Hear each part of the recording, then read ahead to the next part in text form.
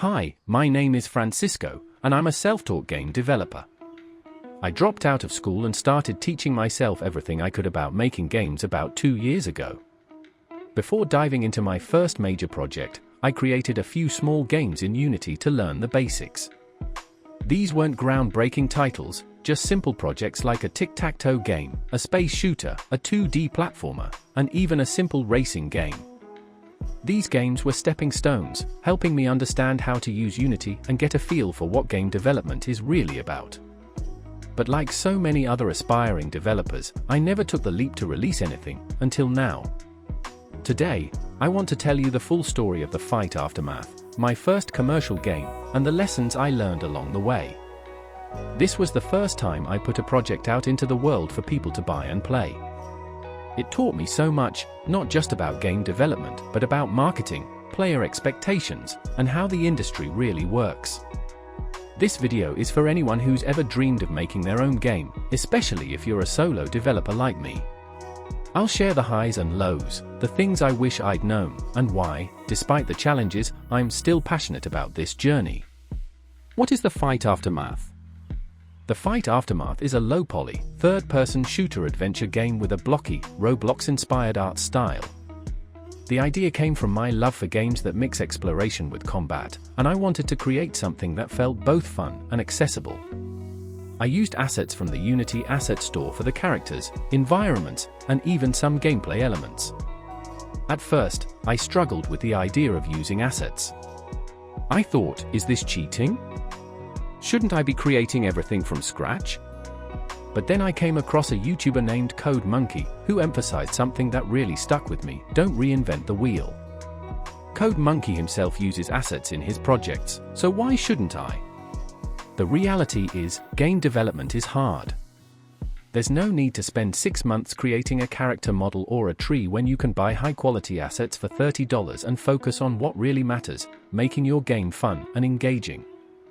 The challenges of scope and ambition. One of the biggest mistakes I made with The Fight Aftermath was biting off more than I could chew. The game started as a small concept, but as I worked on it, I kept adding features and expanding the world. Before I knew it, I was making an open-world game, a genre that even big studios with huge budgets struggle to perfect. Every new feature I added came with its own set of challenges. For example, performance issues. Open-world games require a lot of optimization, and as a solo developer, I didn't have the experience to handle it efficiently. Content creation. Filling a large world with meaningful content takes time. I found myself rushing to add things that didn't always fit well just to make the world feel alive. Testing. The bigger your game, the harder it is to test everything. Bugs started popping up in places I didn't even think to check. Looking back, I realize I should have kept the scope much smaller. Starting small isn't just good advice, it's essential. Smaller projects are easier to finish, and they help you build confidence as a developer. Marketing. The hidden beast. If you think making the game is the hard part, think again. Marketing is just as challenging, if not more so. When I started working on The Fight Aftermath, I thought, I'll just finish the game, upload it to Steam, and people will buy it. Oh, how wrong I was. Here's the reality: Steam is a massive platform with thousands of games. Getting your game noticed is an uphill battle. Let me walk you through what it takes to launch a game on Steam. The Steam fee. First, you need to pay a $100 fee to list your game. This might not seem like much, but for a first-time developer, every dollar counts. Creating a Steam page. Steam's backend is not very intuitive. Setting up your game page takes time, and you'll need to create a compelling trailer, write a catchy description, and upload screenshots that show off your game in the best possible light. Wishlist campaigns. Wishlists are crucial for a successful launch. The more people wishlist your game, the more visibility it gets in Steam's algorithm. But building wishlists isn't easy. You need to post updates on social media, share your game in forums, and hope people are interested enough to click Add to Wishlist. By the time The Fight Aftermath launched, I had almost 400 wishlists. For most games, that number is considered a failure. But for me, it was a huge personal accomplishment. My initial goal was just to reach 100 wish lists, so hitting 400 felt like a win.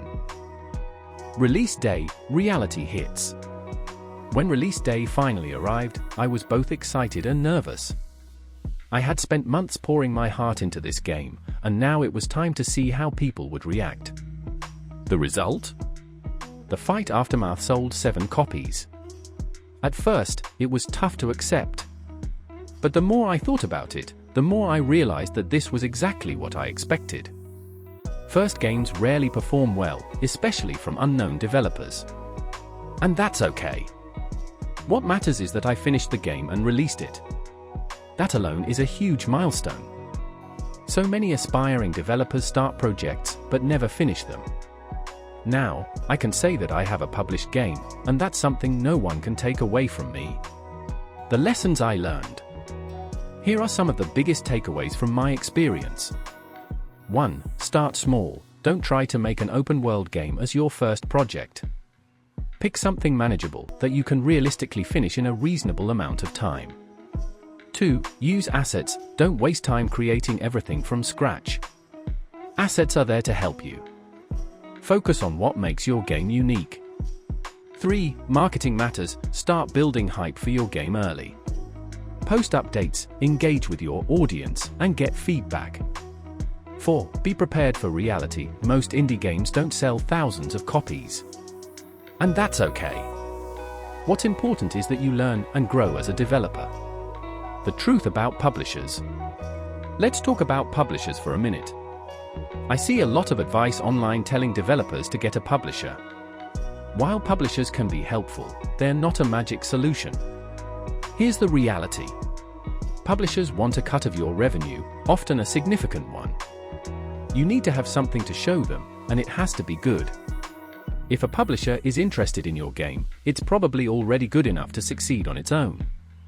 A publisher isn't going to give you $100,000 to quit your job and work on your game full-time. They're there to boost your project, not carry it. Final thoughts. Even though the Fight Aftermath didn't perform as well as I hoped, I'm proud of what I accomplished.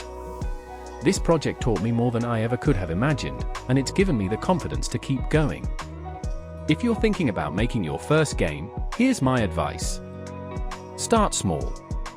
Use the tools and resources available to you. Take breaks when you need to. Build an audience early. Finish what you start. For me, game development isn't about the money. It's about the passion I have for creating and playing games. If you feel the same way, don't give up. The journey is worth it. In my next videos, I'll dive deeper into the lessons I learned, including how to market your game, deal with scope creep, and stay motivated as a solo developer. If that sounds interesting, make sure to subscribe.